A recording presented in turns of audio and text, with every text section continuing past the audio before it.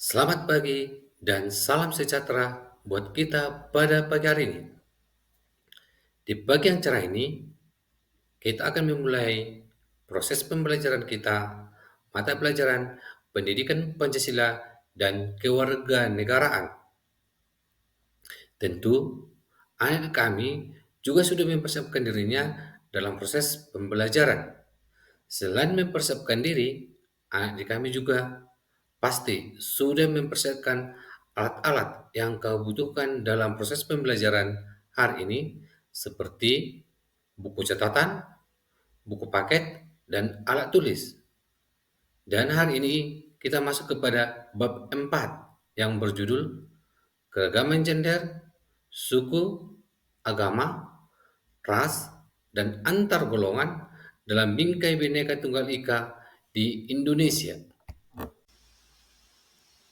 Untuk lebih mudah memahami materi kita ini, terlebih dahulu kita mengerti apa itu pengertian keberagaman, gender, suku, agama, ras, dan antar golongan. Apa itu keberagaman? Keberagaman adalah suatu kondisi dalam masyarakat di mana terdapat perbedaan-perbedaan dalam berbagai bidang seperti suku bangsa, ras, agama, dan keyakinan, adat istiadat, serta budaya. Sedangkan gender adalah sifat dan perilaku yang diletakkan pada laki-laki dan perempuan yang dibentuk secara sosial maupun budaya. Suku adalah golongan orang-orang dalam keluarga yang seterunan atau golongan bangsa sebagai bagian dari bangsa yang besar. Sedangkan agama adalah sistem yang mengatur tata keimanan atau kepercayaan dan peribadatan kepada Tuhan Yang Maha Kuasa, serta tata kaidah yang berhubungan dengan pergaulan manusia dan manusia serta lingkungannya.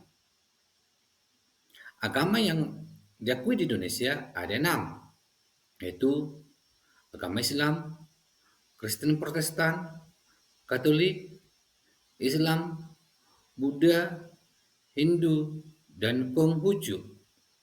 Sesuai dengan pasal 29 ayat 2, negara menjamin kemerdekaan tiap-tiap penduduk untuk memeluk agama dan kepercayaan. Jadi, kita warga negara bebas memilih agama yang kita percayai. Sedangkan ras adalah golongan bangsa berdasarkan ciri-ciri fisik dan garis keturunan.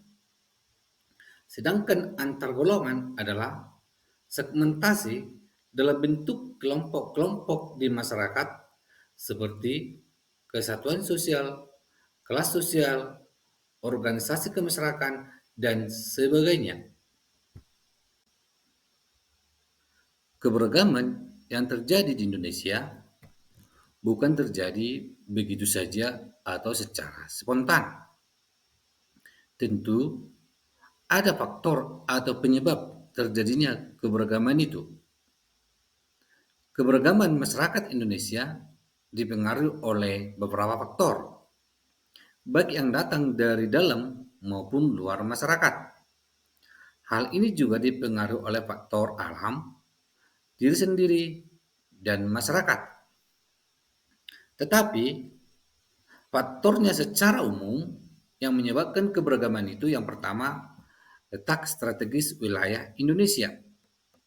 Yang kita ketahui, letak geografis Indonesia dalam peta dunia, letak Indonesia yang sangat strategis yaitu di antara dua samudra Pasifik dan Samudra Indonesia, serta dua benua Asia dan Australia, yang mengakibatkan wilayah Indonesia menjadi jalur perdagangan internasional. Yang kedua, kondisi negara kepulauan. Secara fisik, bahwa Indonesia terdiri dari beribu pulau yang letaknya secara terpisah-pisah. Yang ketiga, pengaruh kebudayaan asing. Yang keempat, kondisi lingkungan hidup dan iklim yang berbeda. Kata Bhinneka Tunggal Ika bukan lagi pertama kali kau dengarkan pada hari ini, tetapi sudah sering kau dengarkan kata Bhinneka Tunggal Ika. Sejarah tentang semboyan Bhinneka Tunggal Ika tidak terlepas dari lambang negara kita, yaitu Garuda Pancasila. Dalam Peraturan Pemerintah Nomor 66 Tahun 1991 Pasal 1 menjelaskan 3 bagian terdapat dalam lambang negara, yaitu burung Garuda yang menengok dengan kepalanya lurus ke sebelah kanan. Yang kedua, perisai berupa jantung yang digantung dengan rantai pada leher Garuda. Ketiga, semboyan dituliskan di atas pita yang dicengkram oleh Garuda. Dan pasal 47 Undang-Undang Nomor 24 Tahun 2009 menyebutkan Garuda dengan perisai memiliki paruh, sayap, ekor, dan cakar yang mewujudkan lambang tenaga pembangunan. Garuda yang dimaksud memiliki sayap masing-masing berbulu 17, ekor berbulu 8, pangkal ekor berbulu 19, dan leher berbulu 45.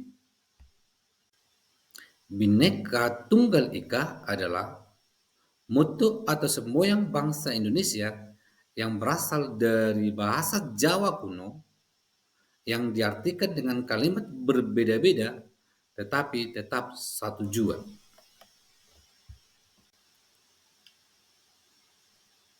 Yang menjadi kesimpulan proses pembelajaran kita pada pagi hari ini adalah anak didik kami sebagai generasi muda, generasi emas, dan terpelajar, mari ciptakan kehidupan yang saling menghormati, menghargai perbedaan, agar tercipta kehidupan yang serasi, selaras, dan seimbang, sehingga keutuhan negara kesatuan Republik Indonesia terjaga. Nah, demikianlah proses pembelajaran pada pagi hari ini. Minggu depan kita masuk kepada pokok bahasa yang baru, bab 5.